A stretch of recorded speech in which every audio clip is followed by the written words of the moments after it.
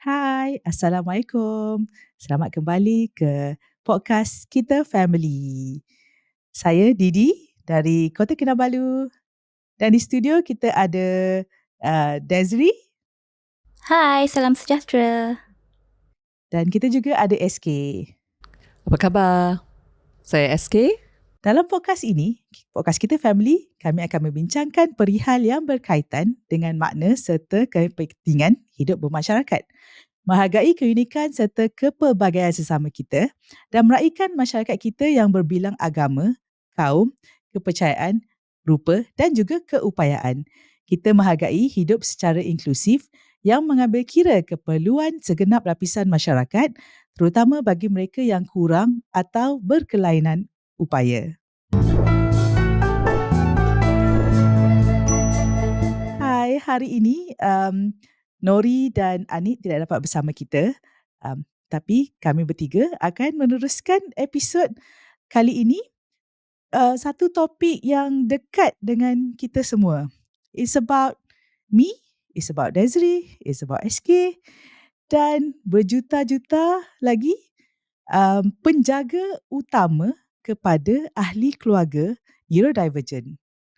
Jadi kita nak membincangkan tentang bagaimana masyarakat, keluarga, rakan-rakan dapat membantu, menyokong penjaga utama mereka yang neurodivergent.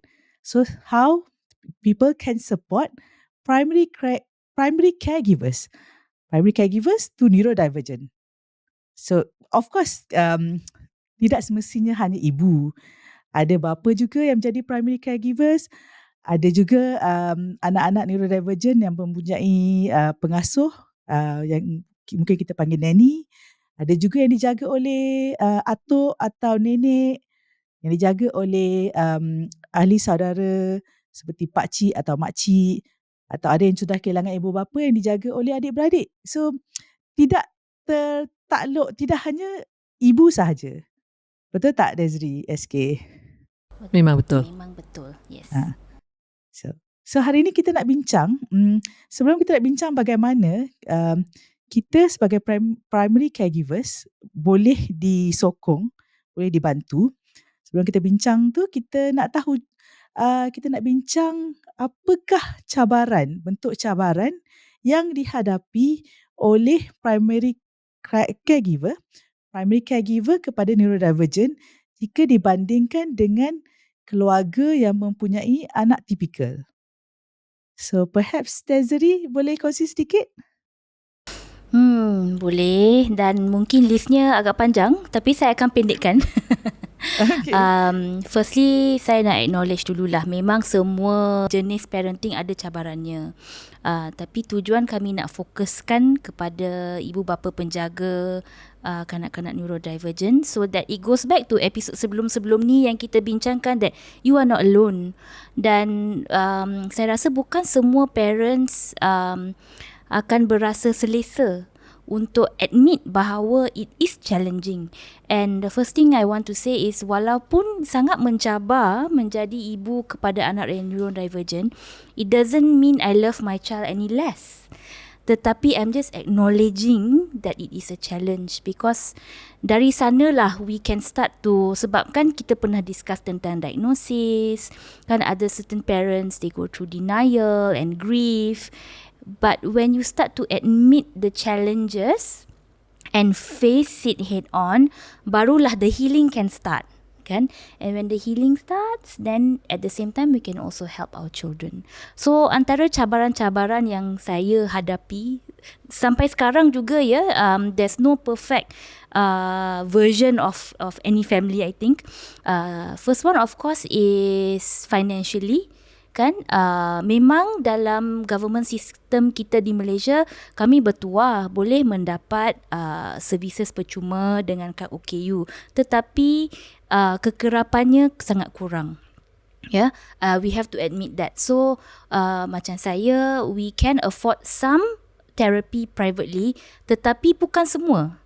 Right, we can't afford all of the therapy that he needs. So kadang-kala yes, kena pick and choose the ones that take precedence, yang paling penting. right? So financial is one. Another thing is perhaps managing the schedule, kan? So schedule anak kita bukan macam anak-anak yang lain, kan? There's sekolah, there's therapy. Kadang-kadang therapy di tempat berbeza, kan? So we have to deal with things like traffic.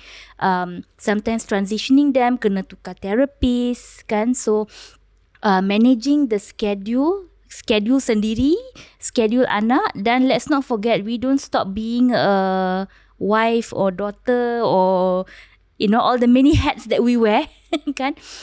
So that yes, sometimes I wish macam hari ni, today itself my day out started at 9:45 AM kan, balik rumah by 6 o'clock in the evening dengan anak saya ya. He and I left home at 9:45, pergi therapy, pergi lunch, send him to school, lepas tu bawa balik. Let's not forget traffic sekarang sangat teruk. Just enough time for me to makan, mandi dan terus ke studio. So yes, time in managing the different schedules, itulah antara cabaran saya. I'm going to give the opportunity to others to add on cabaran-cabaran. So Didi, just to continue lah, memang cabaran yang disebutkan tadinya amat besar ya.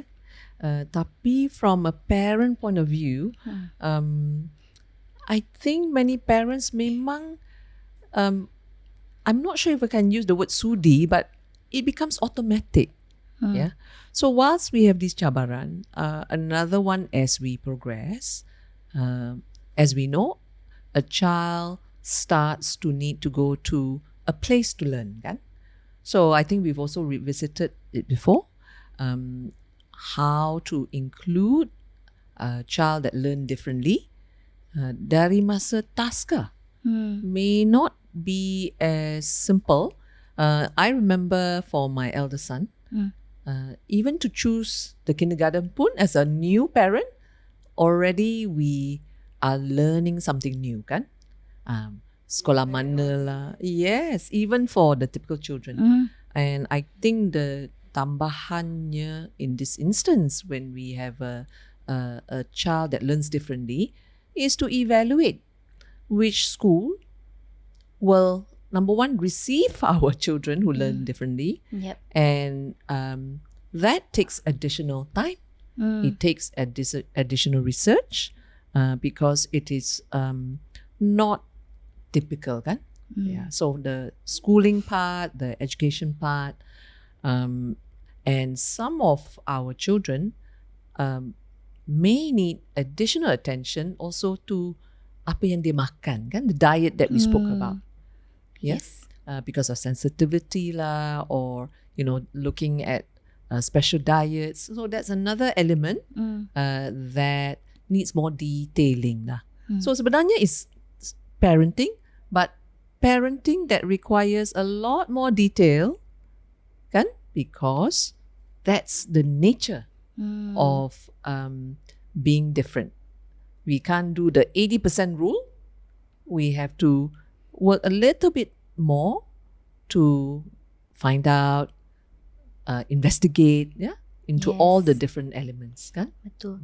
Sebenarnya bab makanan ni is also a spectrum of challenges dengan kanak-kanak neurodivergent, sebab not only is it picky eater memang sangat common. The other one is food sensitivities. And I think yang bab ni SK dah expert lah, kan?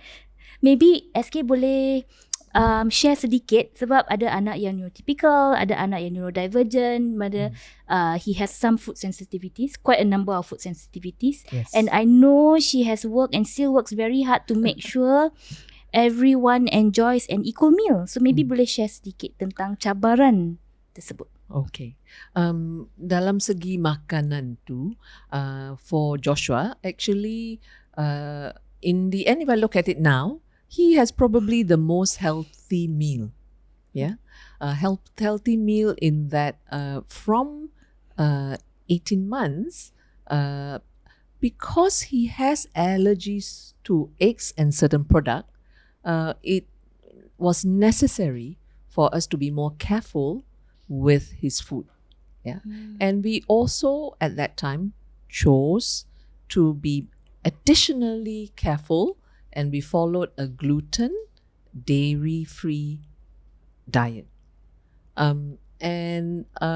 We have learned naturally with Joshua to be additionally selective, but in a positive way. Now, it's not easy to have a diet restriction. That's how it's looked at, very negatively. Yeah. But we were very lucky from the beginning to be exposed to a parent group who really look at it more as a necessity. So it became a lifestyle. And he was very young, we would travel anywhere with a suitcase of food to ensure that he can continue the restricted diet. We call it restricted diet, but I would say Joshua's diet. And one of the learning was to make sure that he felt included. So for example, kalau Aaron dapat, my oldest son dapat ice cream, we will make an additional effort for Joshua to have a sorbet that doesn't have the dairy products. So one of the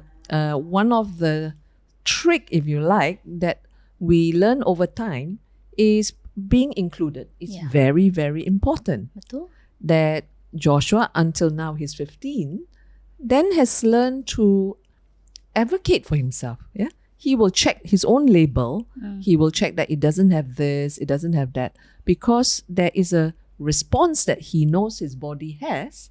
And it's very encouraging when your own child is aware and become their own advocate. Now, at the same time, in our instance, we didn't exclude, we didn't kind of make it such that Aaron and the rest of us who doesn't react negatively have the same, right? What we were practicing unknowingly was actually inclusion in a natural way.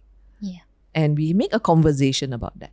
Yeah, that dalam ini, okay, Joshua's body responds like that, and Joshua chose in a natural way to have his meals in this fashion.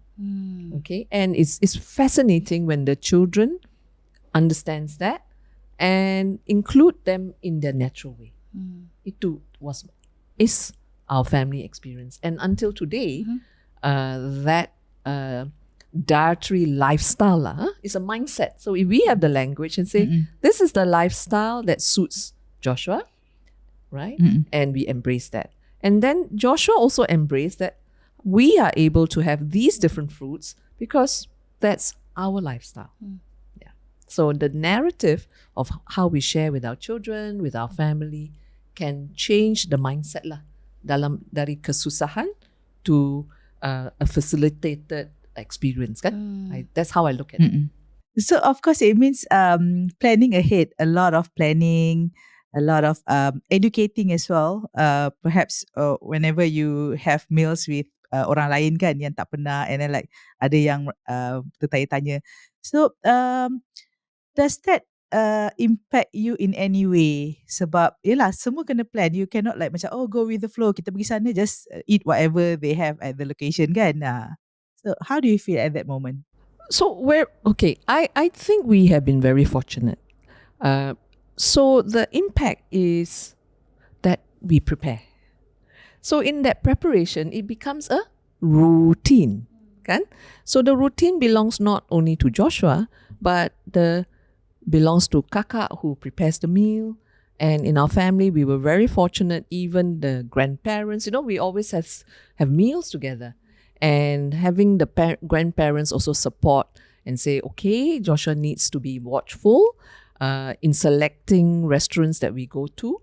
For a long time, we were very much more careful, and going to restaurants can sometimes feel excluded, but we ask the restaurants and say, my son has got an allergy Would you mind if we put out our food? Very frankly, I have never have an experience where a restaurant said no. It has been supportive because we explain that is the need. But you are right. It is additional effort, yeah, more planning, more organizing. But over time, it becomes our family routine. So it takes time to get to that level. And of course, after 10 years, things are a lot more different than when it first started, right? So do you mean that even restaurant that says that no outside food allowed, so you just have So to explain to them, right? Tebalkan muka. Tebalkan muka, as we say, because if they say no, we've always felt that the choice is ours. Yep. We can always change the Change the restaurant. venue, betul. In fact, Yeah. saya pun pernah buat macam tu. I Right. used to have to do that Yeah. sebab masa kecil-kecil Hans memang picky eater. Mm. So everywhere I go adalah bag bubur in the warmer Right. and a cooler bag of yogurt. Yeah. So whichever restaurant ke hotel ke, it doesn't matter whether it's a high end or a mamak. Yeah. I will always say, look, anak saya autistic, dia picky eater. I've brought his food, tapi memang kita akan order from your menu for ourselves. Yes. So it doesn't mean you're losing business. We're still going to order and pay for our food. It's just that my son can't eat anything else here. And so far, we've not had any bad reactions. So to parents, Tak boleh. Yeah. So to parents, actually, a lot of time because we maybe rasa segan. Segan nak tanya. Yeah, segan When we nak- see the sign, Yes. dah segan nak tanya. I think generally people are empathetic. Yeah. Especially if we can explain there's an allergy, they are empathetic. Like Desiree say, for many business, they will welcome your other orders, kan? Yeah. So I think that challenge maybe be bold. Yeah. We encourage the parents. Don't be that segan because it is the health of your child. Betul. I think satu lagi cabaran I nak highlight would be being hyper vigilant. The need to always make sure the safety of our children, especially when they were younger, when they don't know, they cannot bezakan bahaya dan selamat, and then they cannot follow arahan properly, mungkin tak faham, mungkin tak fokus. So banyak instances kan, macam contoh masa dulu ada ketika anak saya duduk di dalam kereta, duduk di seat penumpang, maksudnya passenger seat sebelah driver kan. So bila dia marah, dia cuba buka pintu. Sebab pintu depan tak boleh child lock. So from there, I learn my mistake. Always let them sit at the back. Even until now, I let them sit. Tapi dia dah marah lah kalau I pasang child lock. Dia macam, kenapa tak percaya saya? I'm already like at this age. I dah boleh jaga diri. So now dah tak ada child lock. Tapi masih duduk di belakang. Sebab of course, seat di belakang lebih selamat daripada seat di depan kan. So pengalaman hypervigilant termasuk dalam rumah sendiri pun dengan benda-benda tajam, rumah ada balcony yang boleh diakses dari dalam atau tidak, tingkap yang boleh dikunci atau tidak, banyak perkara yang membuatkan bagi kami sekeluarga menjadi antara inilah ciri-ciri rumah yang bila kita nak sewa rumah lain, bila kita nak berpindah, even bila kita nak beli rumah, rumah tu perlu ada ciri-ciri keselamatan yang tidak ada mendatangkan risiko lah kepada anak-anak pada tahap mereka ketika itu. So hypervigilant ni saya rasa macam satu yang sangat tempoh yang sangat mencabar sebab sampai tahap kita nak pergi tandas kejap, maksudnya kita tak dapat melihatlah apa yang anak kita buat pun. Rasa risau. In fact, saya kan masa dulu bila kita memandu bawa anak pergi terapi, bila nak buka pagar rumah tu, saya matikan enjin, kunci dari luar, baru buka pagar. Sebab ada risiko kalau saya tinggalkan dengan kereta enjin yang hidup, nanti dia takut dia tekan minyak ke, tarik handbrake or whatever kan, ya, ketika dalam kereta. So, itu antaranya.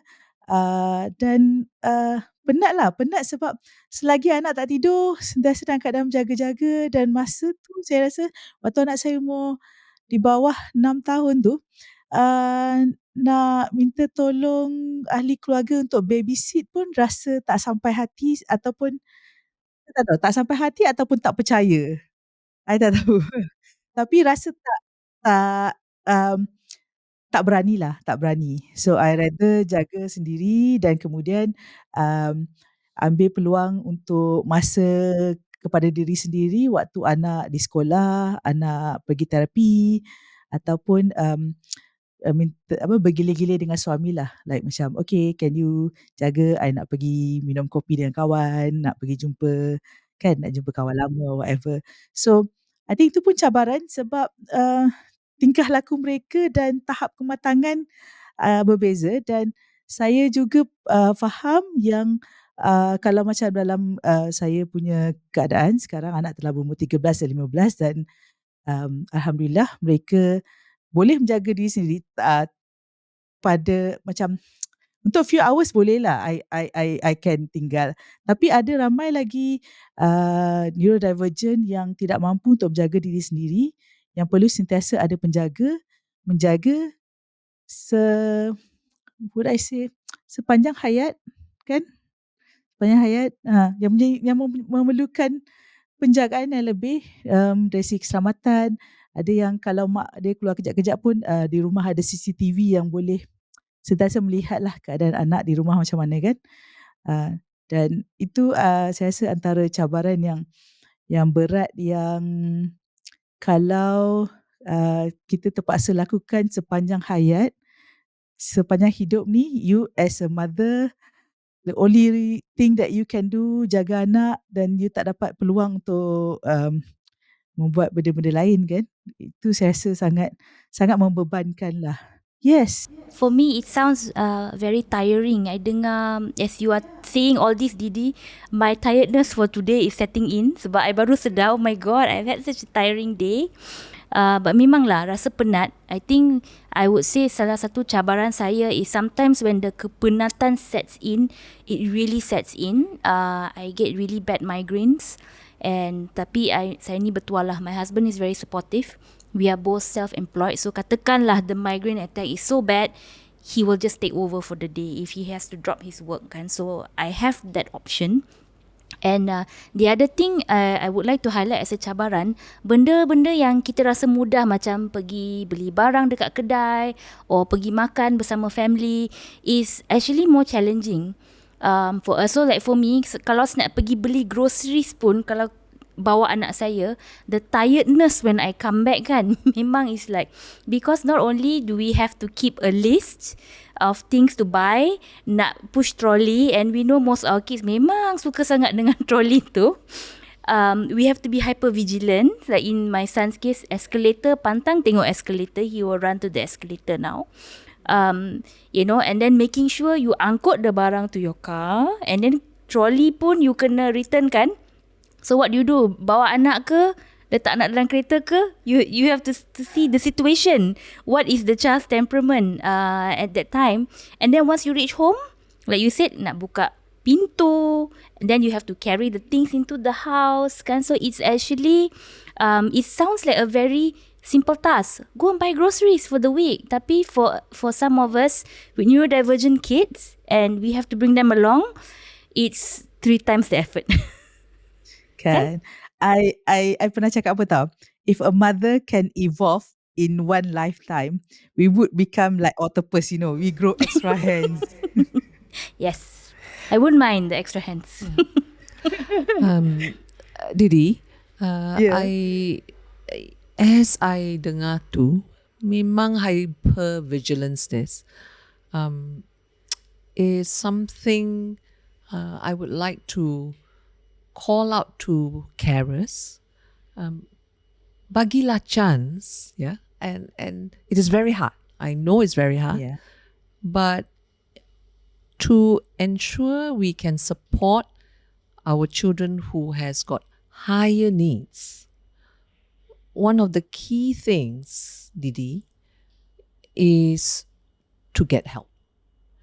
It is very hard to imagine, as you have described it. Memang, many of us are hyper vigilant. Actually, as you were sharing, I recognize even my eldest son, as young as he was always vigilant about Joshua's sudden movements.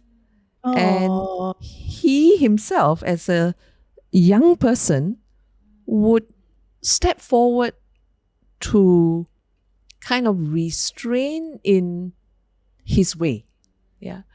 But I want to come back to this, and we recognize it at Oasis. And we have activity, example, where we intentionally say this is a respite moment for the carer. If that just means half a day actually usually it's 2 to 3 hours. Yeah. yeah. I want to encourage and I want to plead the parents. Allow somebody to try. Yeah. Sometimes it's not easy to get the immediate family. As long as somebody offer, give it a chance. We've had a very fortunate opportunity. I ceritakan one particular one. We conduct Malaysia Day Camp with the youth, and this is youth from 16 to 40. Some of the individuals have never really had the opportunity to do things without the family members because the support need is high. Yeah, like what you described, always looking out in case there is risk, in case of harm. Yeah, but when the parents allow somebody to even try, there is at least some rest, because being the hero and not getting support is not sustainable. Yeah, we Yep. know it can. So please, for parents, just try for Yes. maybe just 1 hour. Even that hour pun, like you say, can just give you a physical break.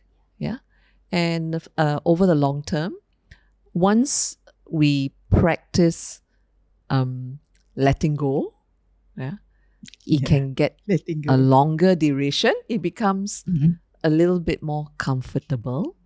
And please give some Samaritans, some kind people, anyone who just offer, give it a chance. Yeah. Give them the opportunity Give them an to do opportunity something Yep. to support to support.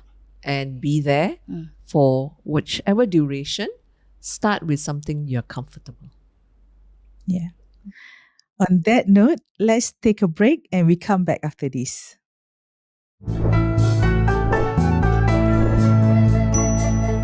Selamat kembali ke episod podcast kita Family. Hari ini kita membincangkan tentang bagaimana orang di sekeliling dapat memberi sokongan kepada penjaga utama, primary caregiver kepada individu neurodivergent. Of course, bila kita berbincangkan tentang hal ini, berdasarkan pengalaman saya, Desri dan SK, kita banyak berbincang tentang pengalaman kami dengan anak-anak neurodivergent. Maksudnya di bawah 15 tahun lah anak-anak. Tapi kita of course faham cabaran yang dihadapi oleh penjaga, terutamanya ibu bapa kepada individu neurodivergent ni adalah berbeza dan berbagai peringkat. So of course it's not just apa yang kita ceritakan, ada yang lebih mendalam cabarannya, lebih besar cabarannya, ada yang mungkin perjalanannya lebih mudah. Jadi di situ pun ada kepelbagaian lah dari segi tahap cabaran dan juga bagaimana menghadapi cabaran-cabaran yang terpaksa kita hadapi. Jadi bahagian kedua kita ingin membincangkan sebab tadi kita dah bincangkan bentuk-bentuk cabaran dan SK dah mula bincangkan macam bagaimana kita dapat membantu mereka yang merasa terpaksa menjaga anak neurodivergent sepenuh masa, tekanan yang dihadapi dan bagaimana mencari peluang untuk mendapat respite, mendapat rehat. Jadi kita nak bincangkan seterusnya lagi, apakah bentuk sokongan, dalam kata lain bantuan yang dapat diberikan oleh orang di sekeliling kita kepada primary caregiver, penjaga utama. Apakah bentuk sokongan? Mungkin kita mulakan dengan SK. Apa lagi yang kita boleh, bukan kita, orang lain boleh tawarkan kepada kita? I rasa sokongan yang praktikal goes a long way. Yeah, it could be just offering yourself to be a listener. Yeah, oftentimes as a parent, sometimes we discussed earlier, maybe we rasa segan to as a parent to ask for help. But being a listener to concerns, to fears, I think the sokongan to be a friend or just be available can make quite a big difference as the parent meluahkan lah cabaran-cabarannya. Yeah. So don't underestimate practical things like just being a listener. Memang saya sangat setuju with that. And I have a story to share on that. So I have cousins, all my kakak. Saya ni anak bongsu across my family lah. So all my cousins pun all my kakak. And I think the thing that really helped me the most is they acknowledge my challenges. Walaupun it's always good to stay positive and say, I'm doing fine, but they also take the time to listen to me and sometimes don't even respond, and I think that helps. And I realized that my one particular cousin has been really listening, because last Sunday when I met her and her friends after she's a fitness instructor, so she had a Zumba session, and so I went to have lunch with them and my son. And it was a very busy shopping mall, so memanglah mencabar sikit to navigate him through the crowd, to avoid the escalator, sampai terhilang kasut halfway, patah balik cari kasut, and she was so calm throughout the entire thing. She supported me, and then as we sat down and I introduced myself to her friends, dialah yang menceritakan cabaran saya kepada kawan-kawannya. And she introduced me in a way, and my son in a way, to say all the good things. Yes, how Hans has come such a long way. And dia bagi example yang spesifik, ya. Sekali dia datang ke rumah saya, kita pergi lunch, mak dia tak boleh makan pun, dia akan menangis saja. And she said it's been very hard for her, and it is still very hard for her. And I really felt really touched, sebab it's not that kita nak markah kesian ke apa, tak. It's a testament that she has listened to me and she has been there for me, and which is what I'm able to do what I do, sebab adalah sokongan macam ni. So I think don't discount listening, because also want to acknowledge bukan semua orang mampu menolong physically, right? And there is no shame in admitting if you are afraid to offer to look after my child. There's no judgment there, right? But you can offer to be a friend to me, and that's help enough, right? Offer kan untuk menjadi bahu untuk bersandar kan, telinga untuk of course it helps kan, untuk kita luahkan, sebab kita bila banyak sangat tekanan, bila ada orang yang sudi mendengar, and then bila dia cerita balik menunjukkan dia mendengar dan sangat caring lah kan. care about us and our families. Tadi masa break tadi kita ada cerita-cerita and Desiree ada cerita bagaimana ahli keluarga yang lain pun menunjukkan mereka memberi sokongan, mereka really support Desiree dan keluarga. Dan kita macam apa, Desiree cakap tak payah minta bantuan pun mereka memberi sokongan. Jadi macam mana boleh jadi macam tu? Sampai tahap yang macam family yang banyak memberi sokongan. Sebab macam saya cakap tadi kan, saya ni anak bongsu, I'm the adik everywhere and memang I'm the talkative one. So sejak Hans dapat diagnosis pun I was very open. I actually took the time to call all these kakaks of mine to tell them, hey, yesterday we went and we had a diagnosis, blah blah, and in a very factual, matter of fact way, diorang yang menangis when I told them, and I was the one saying, hey, no, jangan menangis, we got this. So along the journey, memang pun they were all very invested in our journey. So dia akan tanya, so like if I'm bringing him for a visit ke rumah, dia akan tanya, can we prepare a space for him, apa yang dia boleh makan, apa yang dia tak boleh makan. And even at the point where memang his fussy eating was to a point yang saya masak sahaja yang dia makan. So I'll tell them, look, don't be offended because some of my relatives are Portuguese Eurasians and especially the auntie level memang sangat suka masak, and kalau you tak makan masakan mereka is like very rude, right? So I have to explain to them, hey auntie, jangan kecil hati, but my son is a fussy eater. Bukan dia tak suka makanan you, but it's just he's at this phase. And memang dia boleh terima because I explain to them very matter of fact and very honestly. So then it came to a point where of course his fussy eating pun dah reduce and my family pun dah understand. So I can go freely to their homes. I tak perlu risau sama ada makan ke tak ada makan ke. I know he is well taken care of.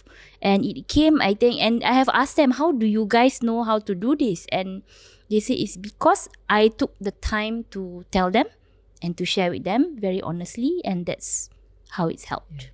I believe what Desiree is sharing is giving other people the opportunity to be included, kan? We spoke earlier. I think communicating what are our challenges, communicating what are the needs already is part of the awareness that we can share with our friends, our family, because they all, in one way or the other, they are part of our lives, kan? So to be inclusive really starts from us ourselves, to be open, we use the word authentic, share our fears. I would generally say, as human beings, we are embracing, we are empathetic, we want to believe generally people are kind. So when we include them, the doors pun open, they don't feel so embarrassed, kan? So we really need to, if we expect, sometimes we don't expect help. Maybe that is a deterrent. Maybe what we should help ourselves is to recognize we do need the additional support. We do need more as we learn how to support our own children, kan? Include to be included.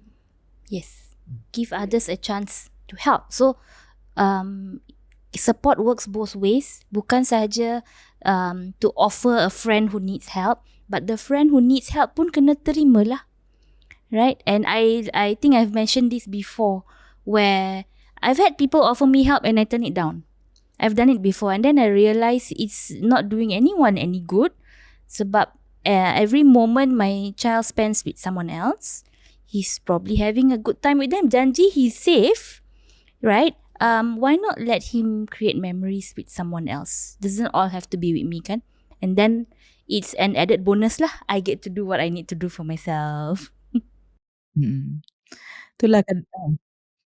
We want our children to be social, so give them that chance to be social with other people besides us. kan. Kadang-kadang kita terlampau macam konon put on brave face and macam, oh, I boleh handle sendiri, tak nak susahkan orang. But kita kena sebenarnya involvekan ahli keluarga yang lain, kawan-kawan kan. Betul lah, kita perlu include mereka, barulah inklusif. It's not about people inviting us into their whatever event or anything. We also have to make sure that people have the understanding, awareness of what our children are facing. So the conversation has to start from us. Kan? Tak boleh lah macam harap, faham lah. You kena faham tanpa macam kita ada effort untuk buat mereka faham. So itulah sometimes kan, I sebagai moderator Facebook Autism Malaysia, kadang-kadang I nampak ramai yang suka bercerita dalam Facebook Autism Malaysia tapi tak cerita perkara yang sama dalam Facebook mereka sendiri. So, bila you just keep the stories within the community, yang memang kita pun sama-sama hadapi. Kita dah faham autism sebab kita pun ada anak autism. Jadi masyarakat yang lain tak dapat belajar lebih, tak dapat tahu, tak dapat kenal. Sebab selalu dalam Facebook kita sendiri kan yang ada kita punya kawan-kawan, kita punya family members. So kalau kita cerita kat situ, kita punya kawan-kawan dan ahli keluarga lah yang boleh faham kan. Kalau kita cerita di wall sendiri. So kita masih ada lagi, I think ada barrier, takut dengan stigma. Macam malulah nak cerita pasal anak, malulah nak cakap anak saya dapat diagnosis sekian-sekian, anak saya dah ada kad OKU. So I think itu, yelah bila kita letak barrier, orang nak bantu pun tersekat lah dengan barrier tu kan. Nak bantu apa, kita pun tak tahu apa masalah, betul tak? So yeah, I think message kita hari ni antaranya ialah be open lah, be open, and kita punya vulnerabilities at some level, terutama dalam keluarga terdekat ni, kita perlu share lah. Yes, I have a cerita on that note. Banyak cerita Desiree hari ni. As you talked about sharing on Facebook Autisma Malaysia versus on your personal page kan. Memang saya, orang yang kenal saya, memang I share banyak on my personal pages, all my social media. I've always been open kan about my son's diagnosis, and memang ada kelebihannya because it opens the eyes of the community at large about people with autism. And I experienced very recently, because of my postings on Facebook, I had a text from a specialist, a doctor who is in my neighbourhood hospital. Sebab memang my whole family are regulars lah dekat hospital ni for our check-ups dan sebagainya. So most of the management and the doctors, pakar-pakar pun dah kenal. They have our mobile numbers and all that. So one of the days saya dapat this text message from this doctor. Dia doktor pakar ya. Desiree, does your son have an appointment with me? Then I said, no doctor, why is his name in your system? Sebab dia nampak dalam kalender appointment dia ada seorang yang bernama Hans. Ejaan spelling dia lain, nama penuh pun lain, tapi he thought it was my son. So he said, oh, I thought it was your son, so I wanted to make your visit easier. I wanted to ask what I could do. And the only way he knows all this is because of all my postings on Facebook and social media. So the reason why I'm sharing this story is like what Didi cakap tadi, jangan malu nak share. Whether it's the good stories or the challenging stories, share sebab it's awareness for the public and for community. In a similar fashion, our family, that my husband and myself at that point, make a decision that we will share Joshua's story, our journey of Joshua's diagnosis, and throughout on our website openly. I must say it is a very encouraging action because we have received many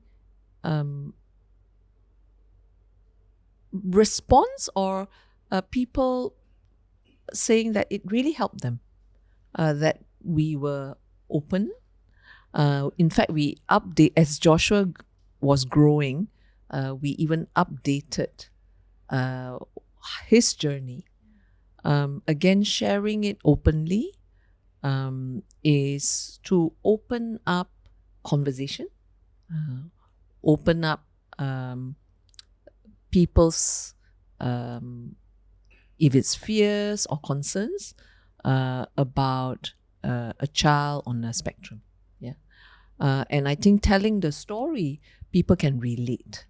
Yeah. That people can relate. I want to add a new dimension to that story. So as Joshua grew, we visited the website where we wrote about his story, our family story, together with him. And I think what is very encouraging for us as a family is Joshua started to be curious. We can have conversation between him and ourselves. This was how he was challenged and how he's different with over time. Yeah. So unknowns to us, we originally believe that story may help families come to terms, be more bold. But I must say it also has become a positive conversation with Joshua, let alone Aaron, with our children, our own family, as they grow along. Yeah, and I like to believe that sharing of the journey as our family grows in the community of different learners, neurodiverse learners, will continue. And I think it will. Definitely will, because seperti SK share tadi kan, I think you are the family that walks the talk of inclusion.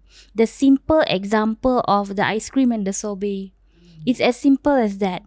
Kan, if we can use this analogy on inclusion, I think it's very easy to do. If you just give yourself a chance, it's actually easier than we think. And believe me, many will support, many will tambah sokongannya. We just be open with our communication, and help will be there. Yeah.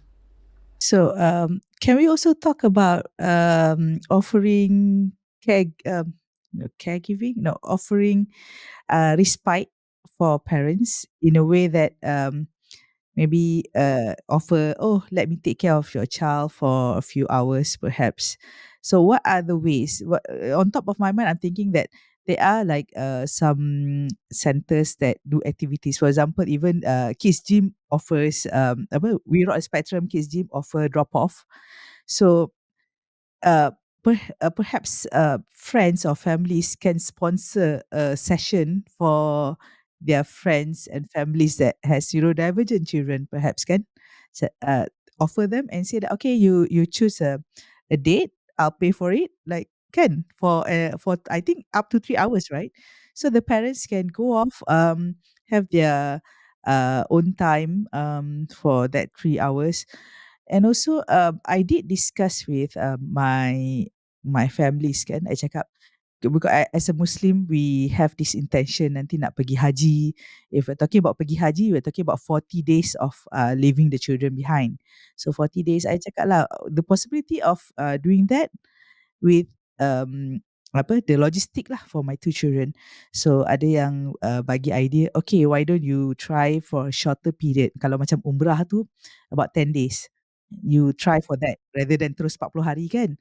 Ada juga yang cakap it will be easier for the kids if they are being taken care of at our place. Rumah mereka sendiri rather than dia pergi duduk rumah uncle ke auntie kan. So those thing macam betul lah, like kita nak harapkan orang offer pun tak boleh, kita kena bincang, tanya, and then discuss lah, because of course people would have their concern as well. Macam kan 40 hari tiba-tiba tak pernah tinggal, tiba-tiba kita cakap nak tinggal 40 days. That will be terkejut lah for the kids kan, and then orang yang nak jaga pun risau banyak perkara lah. So ada lagi tak ideas yang boleh ditawarkan oleh orang sekeliling kita kepada kita penjaga anak-anak neurodivergent ni? Based on my experience, sebab my family makeup is quite unique lah. So when my son was born, my parents memang duduk bersama-sama kami di satu rumah. But lepas PKP, they wanted to move to their condo in PD. Sebab I think living in close quarters and then sangat resah, so they just wanted to retire. So and they are very very attached to my son. Especially my dad. Kalau seminggu tak jumpa my son, dia very resah. So what I started doing was saya akan bawa anak saya ke Port Dickson, ke rumah mereka, and in fact managing him di rumah di sana lebih mudah sebab it's a studio apartment, kan, and it's very safe. So I started with saya bawa anak saya for the day. So it's like, you know, when we talk about flexibility and the rubber band, sikit demi sedikit, it was like a scaffold.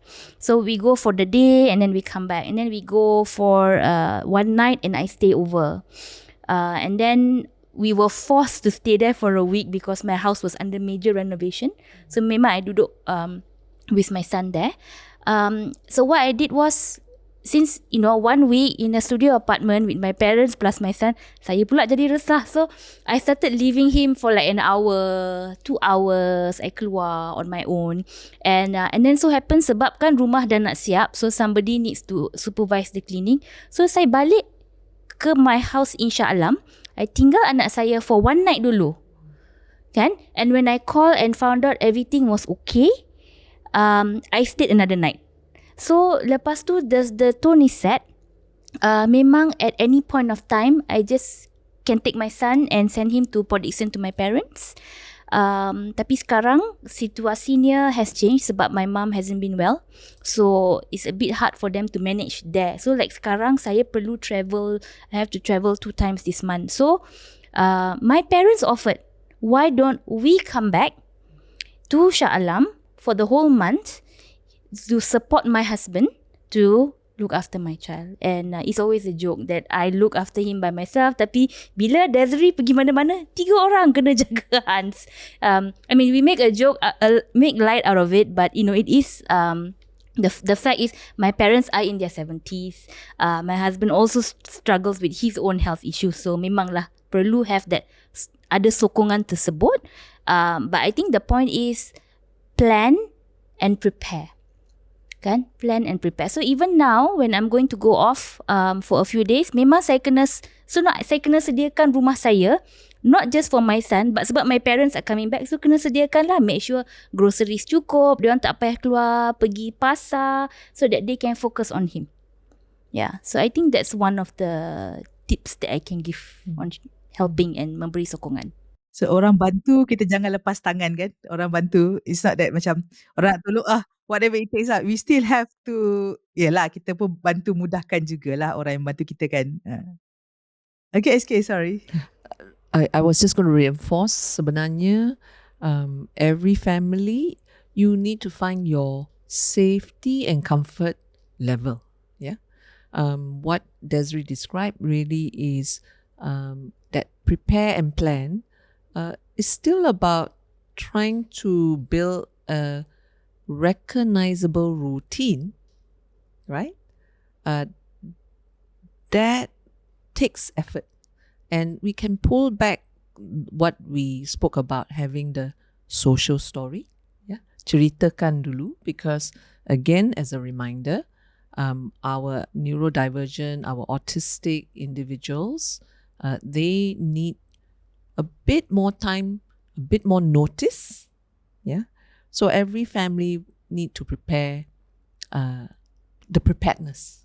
Yeah, we know it doesn't do as well. Our children don't do as well with suddenness. Yeah, so putting into practice how to receive help pun is practicing that same structured way. We can make not only our child but ourselves feel safe. In the end of the day, is feeling safe, and when you feel safe, then you can let go. Yeah. So Didi, as you described, kalau umrah 40 hari, I think for any haji 40 hari. Yeah, the haji, yeah, 40 Nabi days, Haji. I think it's challenging for any typical child pun, right? So don't put so much pressure on ourselves. And it's good, just take what is available. God knows our heart. That our heart is to, have that faith journey, that pilgrimage. And we take what we can. Yeah, take what we can. So itulah, banyak nak fikir, and then yalah. But it's good kan when people offer, although sometimes there are help that kita rasa macam kita tidak perlukan, tapi the offer itself really sangat menyenangkan hati kan. Rasa macam someone really cares about our children, about us. So I mean, and also not just offering help, words of encouragement as well. I think that also part of the support kan, vote of confidence as well. Macam you are doing the best that you can, you are doing good. All those things also supporting us, maybe not physically but emotionally. But I also believe that there are times that bila kita penat emotionally, we are drained. However long it takes kita rehat physically, we won't be able to recharge our body. Yeah. So kita perlu fokus juga on emotion. So that's why if macam Dazri cakap, kalau orang yang rasa tak mampu untuk tolong physically, they can do a lot emotionally for us. Kan? Reach out, a text every now and then, and tanya pasal anak-anak. I have these two instances kan, yang really makes me rasa macam and macam moments, last month, in April, kita dapat jemputan daripada Radio BFM, and then ada anak saya bagi clip of her voice lah. Dia kan ada few lines yang dia cakap, and bila last month saya balik untuk Empower Fest, saya jumpa dengan abang saya. Kakak ipar saya cerita, dia cakap bila abang saya dengar suara anak saya tu, he actually cried. Like having dengar. So we know that he cares kan. Even dia cakap macam tu pun kita tahu, knowing that someone cares, rasa macam berbunga hati, And last week, I hosted, me and my husband, we hosted 15 family members daripada Semenanjung datang bercuti di KK lah, duduk rumah kami. Kami bawa pergi ke Kundasang, pergi di kaki Gunung Kinabalu. Of course anak-anak kita ikut lah, anak-anak saya ikut. Dan anak saya yang nombor 1 tu, dia very quiet tau. Dia banyak duduk dalam bilik, tak banyak berbual. Tapi bila kita pergi ke satu this place called Arnab Village. Arnab Village ada arnab lah, ada bunnies, ada kura-kura. So when she fed the bunnies, she laugh, like genuine laugh, But actually it was because geli the arnab makan on her hands. My brother-in-law ambil video sebab dia cakap seronoknya dengar Afia ketawa sebab susah nak dengar dia ketawa. Captured the So moment. even that, even that, bila orang bercakap tentang betapa it's a big thing for them, showing that they care, they love our children kan, yang kita rasa anak kita ni berbeza dengan anak orang lain kan. Rasa it is an emotional support, sokongan pada kita tau. And it makes us macam, one day kalau me or my husband, we leave the children kan, we're no longer here, we believe that they will be taken care of very well by their uncles and aunts lah. So I think those things kan, kita kalau tak dicakap, kita tak rasa. So people, if you feel it, say it kan. Go back to the conversation lah. It's not just in the heart. Like, we are not mind readers. So just show your support, kan? The words of encouragement, yeah? Yeah, through words, through action. And also, I want to share, there are instances also, like my friend who shared with me that her brother actually paid for for anak neurodivergent dia pergi sekolah special lah.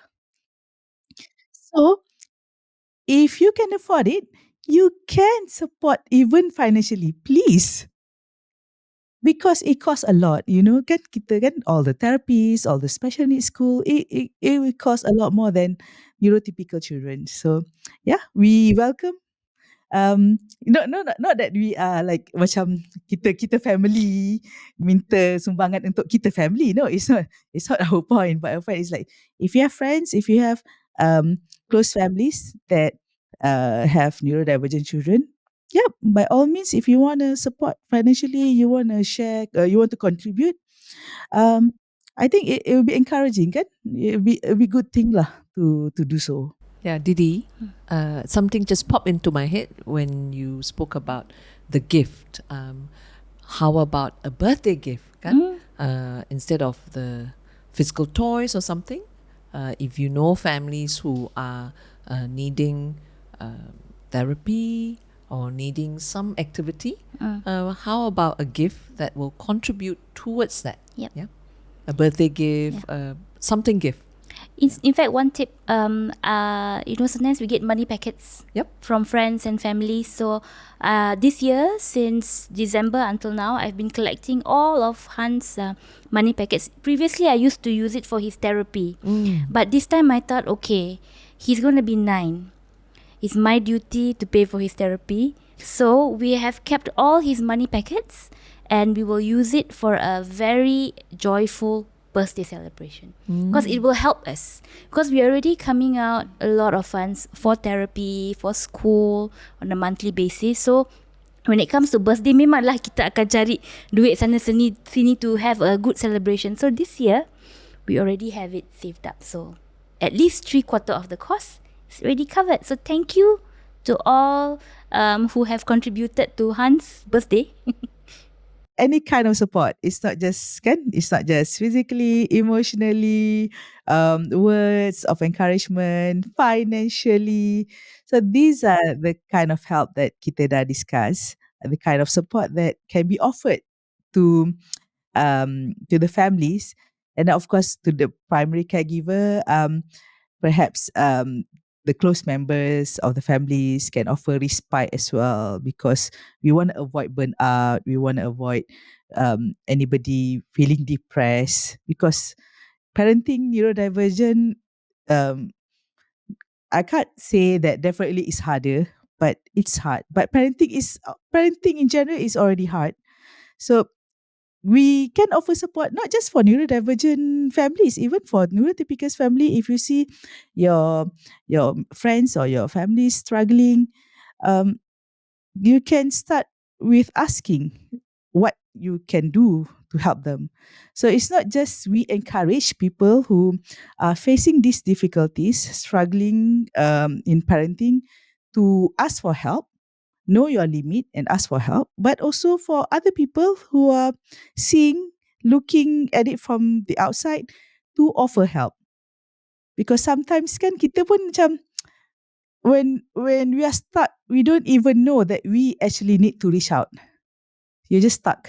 So kalau ada orang tanya, oh, is there anything I can do, or offering, sometimes bila tanya general question, what can I do pun, kita pun tak tahu nak minta apa. Kita pun tak tahu nak macam, oh, this is what I need, like to list out what things. But if you know more about the challenges, perhaps you can try to offer. Kan tadi kita cakap pasal respite, kita cakap pasal being shoulder to lean on.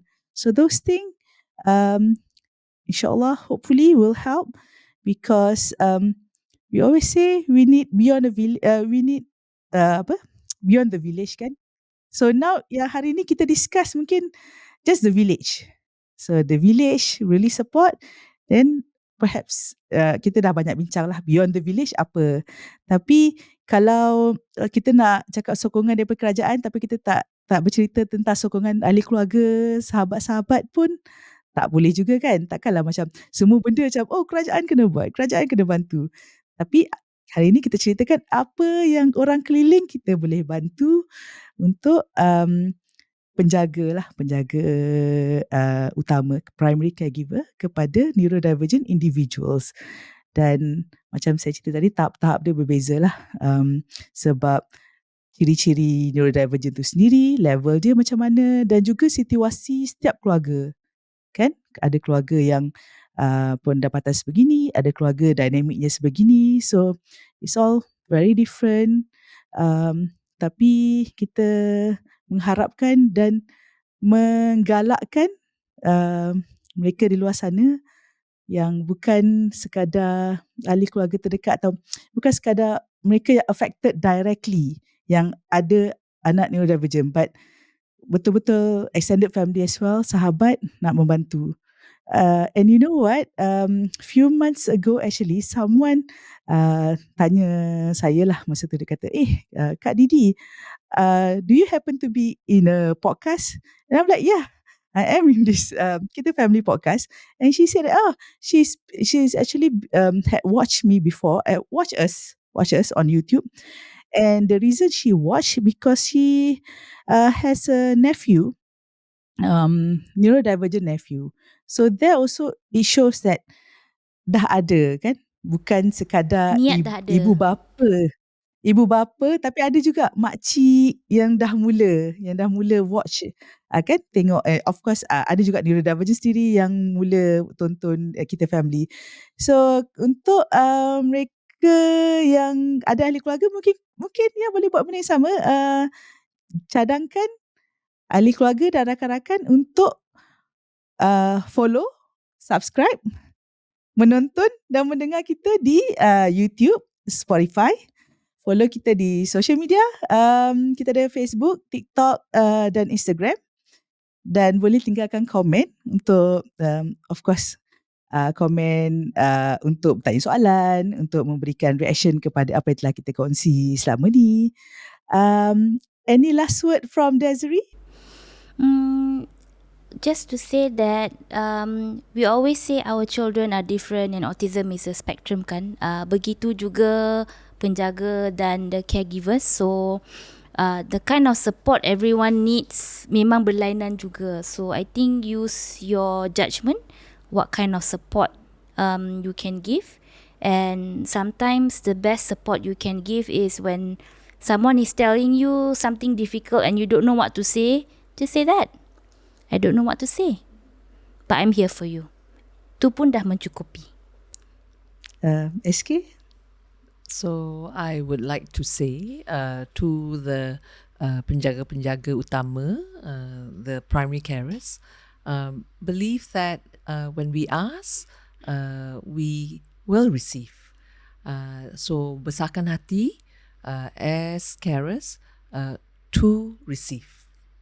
Didi? Yep. Betul, besarkan hati, terima, bersedia untuk menerima. Tadi kita cakap pasal include orang di sekeliling kita juga. Inclusion starts from us. It's not just about orang lain perlu faham, tapi nak faham tu macam mana? Kita lah yang perlu berkongsi kan, untuk memberi pemahaman dan berkongsi cerita lah kita punya struggles. Dan of course not just struggles, kita cerita juga momen-momen manis. Mesti ada banyak cerita. I think we should have an episode where we share the delights of having neurodivergent children kan. Yes, definitely. The funny moments. Yeah, and stories. the happy moments. Yeah. It's not just all cabaran, but that's part of life. Life is like that. There's ups and downs. So I think betul kenalah dengan kita punya kita selalu cerita apa itu podcast Kita Family. Kita cerita tentang meraihkan kepelbagaian, dan hari ini kita bercerita tentang bagaimana kita mahu disokong oleh orang-orang di sekeliling kita.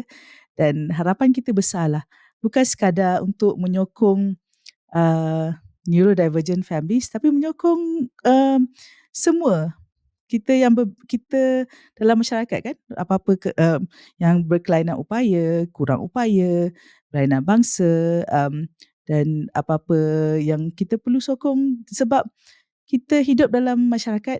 Kita bukan hidup family kita saja. Kita bukan hidup dalam kumpulan sahabat-sahabat kita saja. Dengan itu, terima kasih kepada semua pendengar dan penonton Kita Family Podcast. Hingga berjumpa di episod yang akan datang. Terima kasih. Bye dari Kota Kinabalu. Bye.